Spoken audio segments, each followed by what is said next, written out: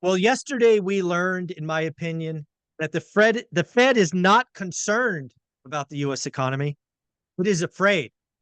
And as we talked about in the daily financial news on September 19th, I listed several things that the Fed might be afraid of. Are they afraid of the economy?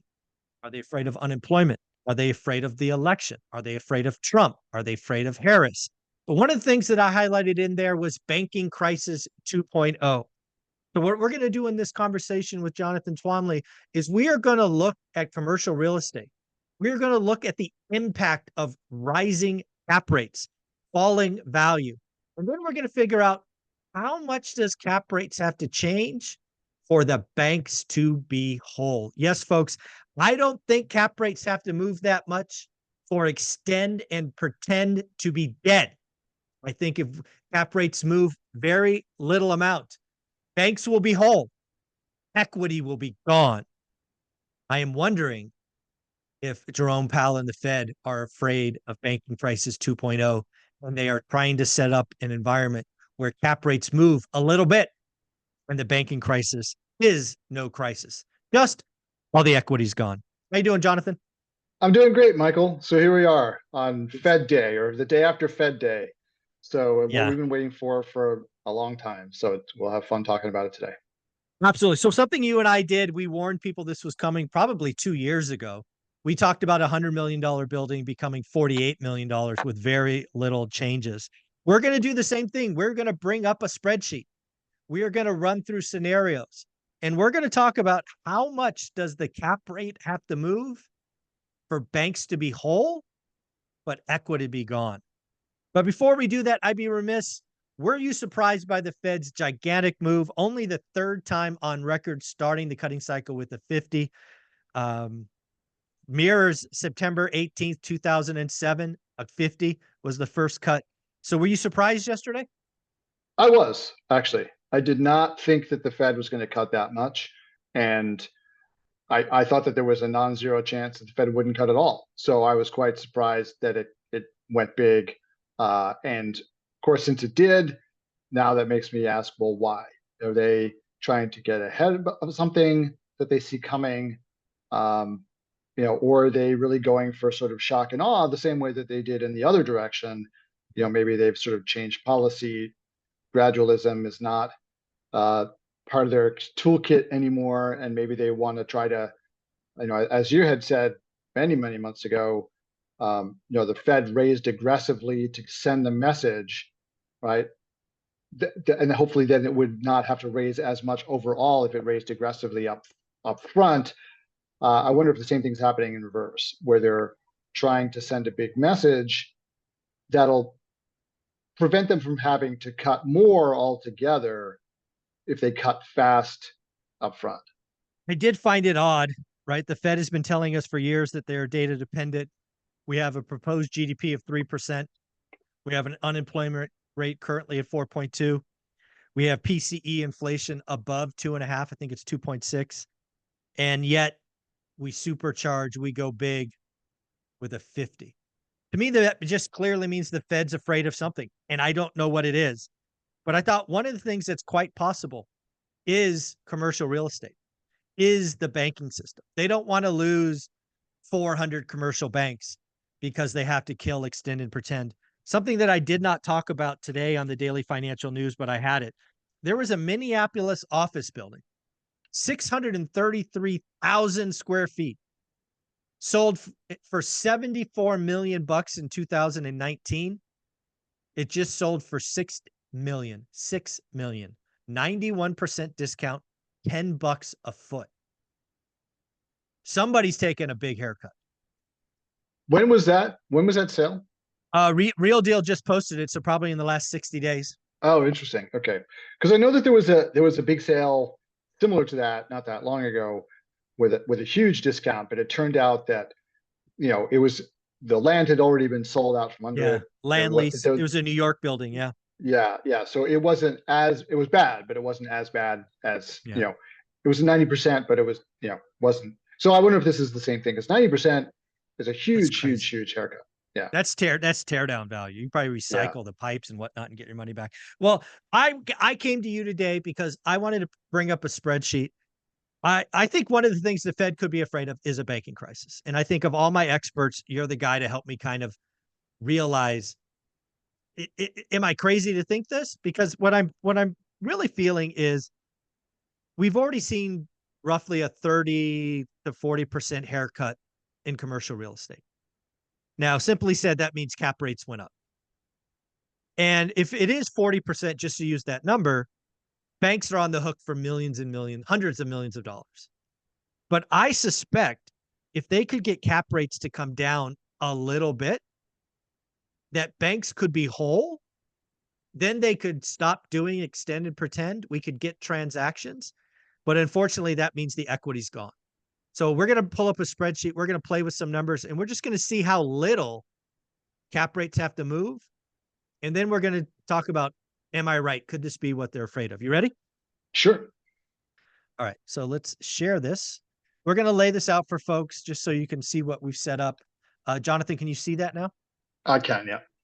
So folks, again, in the commercial market, this is a very, very simplistic. This would not be something you would use for deal flow or deal evaluation. For that, reach out to Jonathan Twomley and all his amazing stuff. But to keep it simple for the average person like me, we're going to talk about NOI, net operating income, how much cash is left on after operations. In this case, we're going to assume this building produced $5 million in NOI. We're going to assume in this case, this building was bought with a cap rate of 5%. Quick math on that means that they paid $100 million for the building. We're going to assume they got a 70% LTV, which means they got a loan for 70 and they had to put in $30 million of equity. You can see there, folks, we have current LTV and current equity. You're going to watch those numbers change. So, Jonathan, any kind of words on this before we start playing with the numbers? No, we've set it up, and this will, allow us to illustrate the point that we're trying to make here. So it's fair to say, Jonathan, that cap rates, as the Fed has gone on the fastest rate rising cycle in history, that cap rates have moved off the bottom and are significantly, or at least higher than they were before. So in this theoretical situation where a building a couple of years ago sold at a cap rate of 5, what would be a realistic cap rate should this building retrade today, given what little information we have here? Well, yeah, I mean, just based simplistically on this, I'd say if we're starting out at 5, the cap rate is probably 2 points higher than that. Okay. Based on where interest rates have gone. So take it up to a 7. So in this case, folks, again, we're just going to take the cap rate up to 7. We'll play with NOI later if we want, but just watch what happens. This building traded at a 5 in 2022. It's now late 2024. We all know that cap rates are higher. So now it's a 7. Look at what happens. So the value of that building is now $71 million. The current LTV is 98%. So you're out of your debt coverage, whatever, you're in trouble. And frankly, the equity is only 1.4 million bucks. That's not good, right, Jonathan? Your loan might get called. Yeah, I mean, this is where a lot of people have found themselves, right? And I think it's even more dramatic in some cases because buildings are trading below, 4 caps, right, in some places. So the cap rate rises even higher. But yeah, this is, you can see here that the bank is still in the money, but the equity is basically wiped out in this situation. Yeah. So the other thing that likely happened is NOI has likely gone down, right? More vacancies, higher costs, taxes, insurance. So if we take NOI down, what do you want to take it down? I mean, listen, let's just try taking it down by only 10% and see. So to, so that'd be 4. Yeah. That's what I was thinking too. I think that's 4.5. Oh, that's 45. Sorry, folks. 1 extra 0. There we go. That's what I was looking at. Because one of the things that I'm trying to, the riddle I'm playing in my mind is, what the hell is the Fed scared about? And one of the things it could be is commercial real estate. So in this example, we took a building that was sold and transacted in 2022 at a 5 cap with 5 million. We have raised the cap rate from 5 to 7. We've lowered NOI only 10%. In this case, the bank is on the hook for roughly $6 million if they Yep. foreclose. So let's use this example. Let's assume the NOI stays the same. What I want to know is, how much does cap rate have to move for the bank to be in the money and thus in a position they could foreclose and take 0 haircut? Does that make sense? Yeah. So I would take the cap rate down 10%. So take it down to 6.3. Bingo. And there you go. Let's assume Even you have 6.4. Just try it 6.4. That's not even 10%. Yeah, That they're now still in you're the money. yeah. Yeah. So cap rates don't have to compress a whole lot for banks to now be whole. And this 300,000 probably covered just about their closing costs on this transaction. So Yeah. they'd really be whole. Yeah, and again, they have reserves for bad debt. But this is what I'm thinking. Again, they went out aggressive, half a cut. I don't know about you. Again, I'm very much more a residential guy, Jonathan. But I think I had 12. I might have had 14 emails from lenders announcing the Fed cut 50. Time to refi. Get that HELOC. Blah, blah, blah, blah, blah. Of course, as I told my audience, rates were going to get worse, and they did. So nailed it. Got that right again. But I was wondering, because you're in the commercial world, did LinkedIn, did Facebook, did your text, whatever, did it blow up yesterday with people that are in pain in the commercial real estate market going, yay, cap rates are coming down. We're going to be saved. The Fed is going to save us. I think I didn't see a lot of that actually.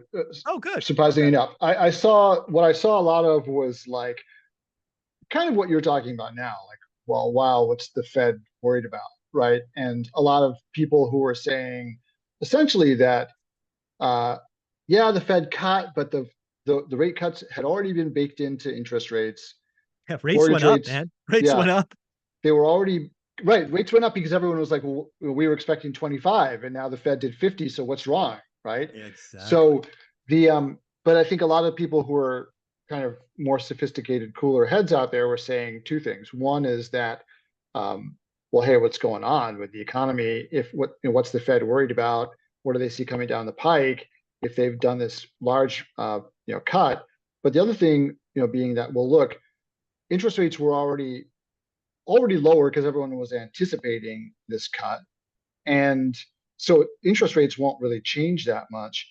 And there's also a lot, there's not a direct correlation between interest rates and cap rates, right? So there's a lot that goes into the cap rate that's not just interest rate. Now, over the long run, you can see about a 200 basis point or so correlation between, what you're borrowing at and your cap rate. But in the short run, you don't, there's compression, decompression, right? One of the things that one of the biggest determinants of it is investor interest in the asset, right? So if the equity is scared, and I don't think that this interest rate cut is going to really change people's perceptions, right? If the equity is scared and you still need to provide a higher return to get the equity interested, this interest rate, yeah, I mean, it helps a little bit, but it's not going to help that much. That's the key is, again, I don't know what the Fed's afraid of. We're talking banking crisis. I don't think cap rates have to move that much. I think in this very simplistic example, they moved like what, 0.6% or 0.5, something like that. I think the Fed's playing at the edges. And again, I think there was a troubled bank list produced a quarter ago that had like 417 banks on it. Most of them were identified as small and regional, likely because of commercial real estate. I mean, if the bank is looking at that going, oh my God, that's a tsunami, they don't have to get cap rates down very much for the banks to be whole. I mean, we just proved it, right? Yeah. Yeah. And I think what you'll see too is that like a lot of deals need a lot more cap rate movement for them to be whole, right? But Well, the banks will be whole at a lower level, like you're saying. that's exactly And right. and I don't think and the Fed has any interest in bailing out equity. They no, can't. They no, can't go that low. well, not only that, but I mean that creates a big moral hazard problem, right? When they start bailing Bingo. out equity and saying, "Oh, we're going to protect you from all of your bad decision making, Mm-hmm. Mr. Investor, with your risk capital," right? But Yep. so what I'm getting at here, though, is that there are definitely. So I think this is going to ease. So a slight movement in cap rates, but even just actually without even cap rates changing, interest rates changing, interest rates dropping the way that they have, right? It will mean that on the margin, some loans with variable rate debt will Get a shift little bit downward, better. Yep. right? Get a little bit better and either push those properties into, you know, a a cash flow positive situation, or you know what I mean? It'll push them into being able to pay their debt Yeah. wholly, right? Or it'll push them over that magic 125x, you know, Again, I don't think, line, right? again, there's a lot of things the Fed could be afraid of. This is the banking crisis. I think the Fed is looking at this as how do we protect the banking system? Right. But this will just, but this is also like, look at it, think about it this way. Like the banks, I mean, we all know how banking works, right? They've got, if they're marketing deals so none of this stuff has to actually get sold. They just need a couple of deals to get sold to show that the cap rates have gone down, right? Mhm. Then everybody can they can revalue all these Yep. assets on their balance sheets, and now suddenly they're solvent, right? So they don't even have to do anything. They can just they can Yep. continue extend and pretend, right? Because that way they can just, okay, if it ain't broke, don't fix it, Well, right? I But don't they know. can, Let's play with that because I don't think that's right. no, see, because I think that going to foreclosure will have the effect that they don't want it to have, right? Because if they start going to foreclosures, Sure. then they will push cap rates back up again, Mhm. and they don't want that to happen, right? So Yeah. I think what you'll see is there probably just needs to be a few sales in the market that show that Established cap rates value. are Yeah. coming, yeah, that show that Yeah. cap rates are coming down, then everybody can benchmark to those deals, and then they're good. But if they go and they say, hey, look, we just want to recycle this capital into something else, so we're gonna foreclose, like that's a slippery slope, because then, as we've talked about on this podcast before, if everybody will try to beat the market and be first, and then all that does is cause a crash. So Yeah. I think that extend and pretend is here to stay for a Okay. while, and but this will just mean that, assuming that cap rates do change in the right direction, this will just ease the burden on the banks in terms of their balance sheets. Well, the Fed has told us again, according to their dot plot, that we've got at least another 50 basis points incoming this year, potentially up to another 150 basis points by the summer of next year. Again, I think there's something, again, don't know what it is, but in this conversation, it's banking crisis. I don't think they have to move cap rates much for the insolvency to disappear, like we were just talking about. Well, I mean, they've got to move them by 20%, right? Basically, yeah. Yeah. So if they do cut by 200 basis points, that'll eventually work its way through the system and help out a lot. So who knows? Yeah. Maybe they'll avert a foreclosure crisis and avert a banking crisis, and they'll achieve that soft landing, and everybody will be surprised. There So you go. There you yeah, go. Well, I do have another topic for us to do in video number 2, but before we get to that, Jonathan, where can people find you? yeah. So come follow me on LinkedIn and join the conversation there. You can also join my school group, which is school.com/AIC for Apartment Investors Club. Oh, I And like that. yep, take my course and hang out with me there. So Cool. Thanks, Jonathan. yep.